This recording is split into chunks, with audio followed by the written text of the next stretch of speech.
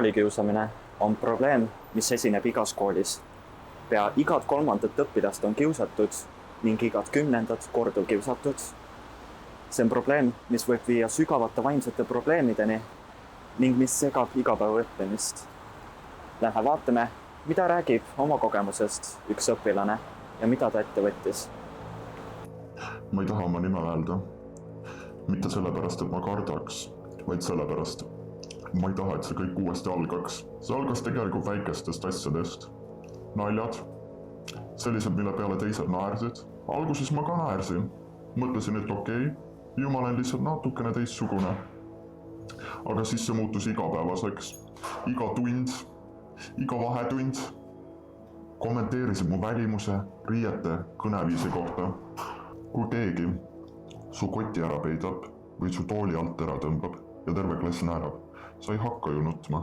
Vahetundides hoidsin rohkem seinte äärde, suin kiiresti või ei söönud üldse. Telefon oli kogu aeg käes, lihtsalt, et näeks välja, nagu ma olen millegagi hõivatud. Ühel hetkel läks asi füüsiliseks. Lükati vastu kappi. Kui ma ütlesin, et lõpetage, siis vastati, et ma ei oska nalja võtta. Ma ei rääkinud sellest kodust, muidugi mitte appikene. Kui küsiti, kuidas koolis läks, ütlesin alati hästi. Mõnikord ma lihtsalt ei läinud koju. Ma olin kuskil lihtsalt linna peal. Ütlesin, et olen haige. Kõige raskem oli see, kui mõned, keda ma pidasin sõpradeks, hakkasid kaasa naerma. Ükskord lükati mind trepil nii, et ma kukkusin paar astet alla. Füüsiliselt oli seda näha. Kodus küsiti, mis juhtus. Ma kukkusin vastu kappi, ütlesin ma. Praegu on see möödas, aga mõnikord, kui ma kuulen enda selja taga naeru, siis ma jään korraks seisma. Ja ma ei taha, et ma ei tea, miks mu keha nii reageerib. Kooli peal ringi liigeldes näeme me igapäevaselt üle mitmesaja kooliliikme, kellel kõigil on erinev kokkupuude kiusamisega. Lähme küsime arvamust rühmajuhataja Helen Viikmanni ja ühe õpilase käest. Et Kiva defineerib kiusamist kui korduvat tegevust, kui seda, et on eri staatuses, et kas rohkem vähema vastu või suurem väiksema vastu, et nad on nagu eri tasanditel, nad ei ole võrdsed. Ja 3. ma nüüd ei mäleta peast, et seal 3. on veel, et see kiusamine on korduv tegevus, mis on nagu teist kahjustab.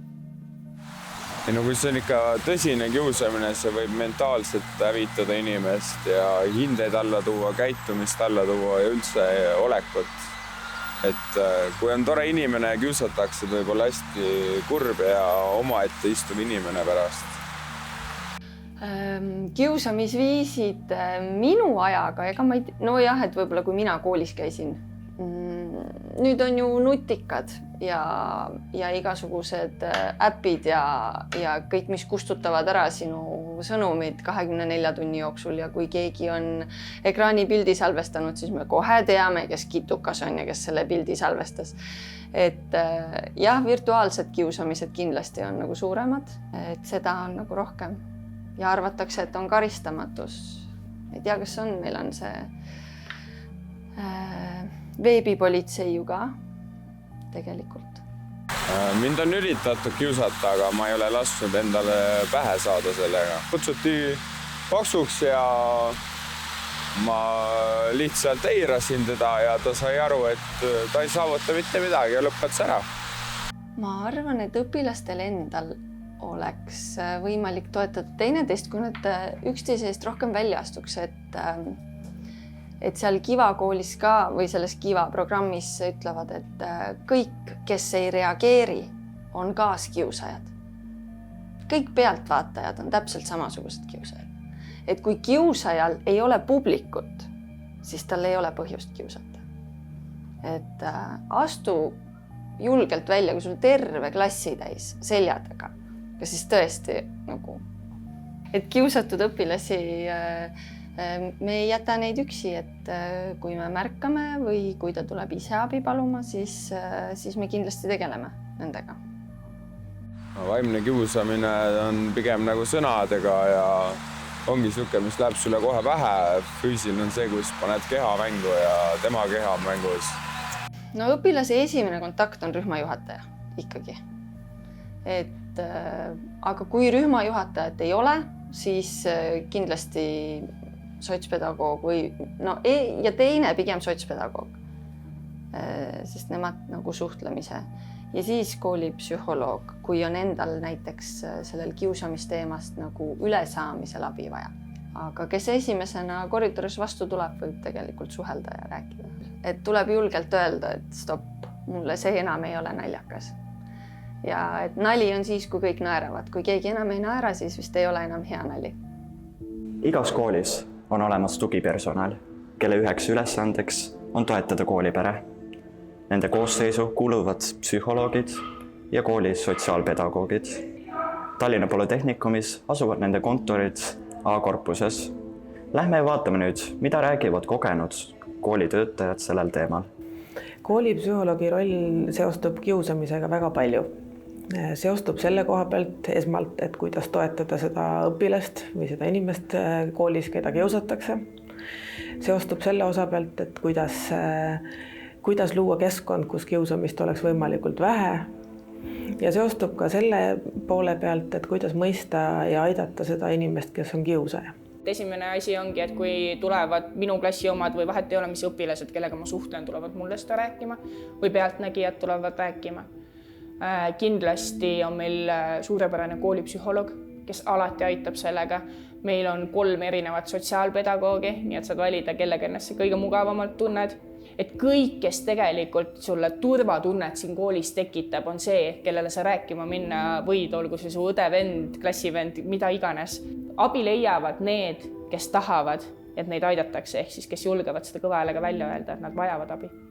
Kui ma võtan statistika, siis umbes 5% õpilastest või meie Eesti noortest on kogenud kiusamist. Arvata võib, et see number on tegelikult veel suurem. Et osad ütlevad ka, et see on umbes veerand, nii et keeruline öelda, kui palju neid tegelikult on. Ja võib-olla vahel on keeruline seda piiri ka tõmmata, et kus on selline rumal nali ja kust algab see kiusamine, et sellist päris puhast piiri seal ei olegi. No kui ma võtan oma aja, 2000–2009 minu keskkool, siis oli kindlasti füüsiline. Oligi koolikottide äravõtmine, kuhugi puu otsa viskamine, näost näkku mõnitamine, et seda oli kindlasti rohkem. Praegu on see väga küberkiusamiseks läinud, et keegi enam näkku väga ei kiusa niimoodi, et pigem tehakse seda juba interneti avarustes väga-väga palju.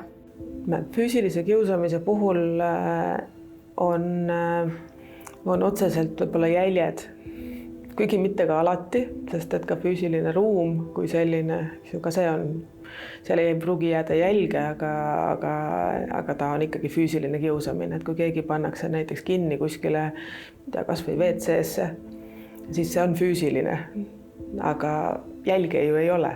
Et õpetajatele seatakse väga-väga palju piire, mida nad tohivad teha või mida nad ei tohi teha ja õpilaste piirid on läinud oluliselt nõrgemaks. Ja selle tõttu aeg-ajalt on neid kohti, kus õpilased tajuvad, et nad võivad õpetajat kuidagi kiusata ja on ta siis verbaalselt solvamine või on ta päris füüsiline, aga see on võimalik küll. Ja lisaks tegelikult sellele, et kodu ja kool saavad aidata, on veel ka koolipsühholoogide nõuandeliin, on olemas, on lasteabi, on politsei, et ka need on olulised kohad, kuhu annab pöörduda tegelikult. Ehk siis 1226 saab igaüks helistada ja oma murele tuge otsida. Aga mina, kui ma ausalt ütlen, mina olin koolis kiusatav oma põhikooli ajal. Mul on sõbrannasid ja sõpru olnud, kes on nii kiusatud olnud, et nad on ka oma elu lõpetanud tänu sellele.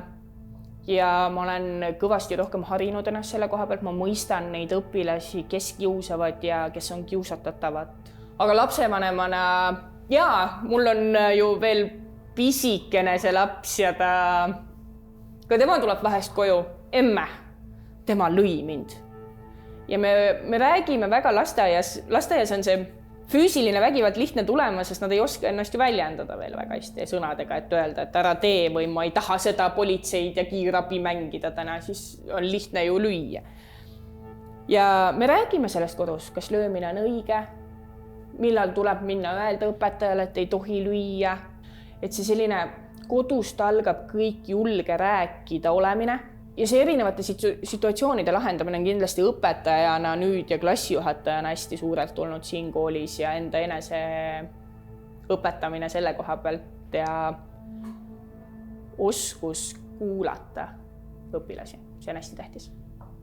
Täna kuulsime lugusid koolikiusamisest, nii ohvri kogemust kui ka õpetajate ja psühholoogi selgitusi. Selge on see, et koolikiusamine on tõsine värk ning seda ei tohi ignoreerida. Igaüks meist saab teha midagi, märgata, rääkida ja toetada. Kui sina või su lähedane kogeb kiusamist, siis ära jää üksi. Hoolivus algab meist kõigist endist.